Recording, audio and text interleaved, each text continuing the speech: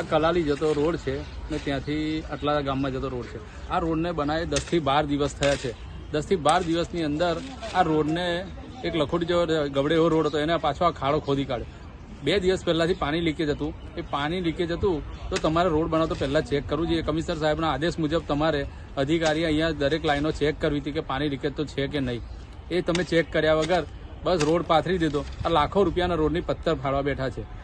ખબર નહીં પડતી તંત્ર કોનો વિકાસ કરી રહ્યો છે, પોતાનો વિકાસ કરી રહ્યો છે કે પછી પબ્લિકનો વિકાસ કરી રહ્યો. પબ્લિકનો વિકાસ તો દેખાતો જ નથી. પ્રજા તો માથા જ પછાડે છે. આ નવા રોડની પથારી ફેરવી કાઢી. હવે કોને કહેવાનું? હવે આવીને પાછા ઠીંગડા મારશે એટલે રોડની વેલ્યુ 0 થઈ ગઈ. પ્રજાના પૈસાની વેલ્યુ 0 થઈ ગઈ. એટલે વોર્ડ નંબર 12 ની અંદર 50-60 ઉપર ખાડા હતા. હવે આ બીજો એક ખાડો ઉમેરાઈ ગયો. ખાડાઓ વધતા જ જાય છે, ઘટતા નથી. લોકોની સુખાકારી વધવાની જગ્યાએ ઘટી રહી છે. લોકોને પ્રોબ્લેમ જ થઈ રહ્યા છે. ટ્રાફિકનો પ્રોબ્લેમ, ડ્રેનેજનો પ્રોબ્લેમ, પાણીનો પ્રોબ્લેમ, ખાડાનો પ્રોબ્લેમ, કોઈ પ્રોબ્લેમ બાકી નહીં રહ્યો વોર્ડ નંબર 12માં. દરેક સમસ્યાનો સામનો કરીએ છીએ વોર્ડ નંબર 12નો માણસ હેરાન પરેશાન થઈ ગયો છે. તંત્રને કહેવા માંગુ છું વહેલી તકે આ સમસ્યાનું નિવારણ લાવે, લોકોને આ સમસ્યામાંથી છુટકારો લાવે. હેરાન પરેશાન થઈ ગયા છે વોર્ડ નંબર 12ના લોકો. કોઈ કંઈ સાંભળવા માટે રાજી નથી. અધિકારી એમની મસ્તીમાં છે, લાગે એવું લાગી રહ્યું છે. કોઈ છે નહીં.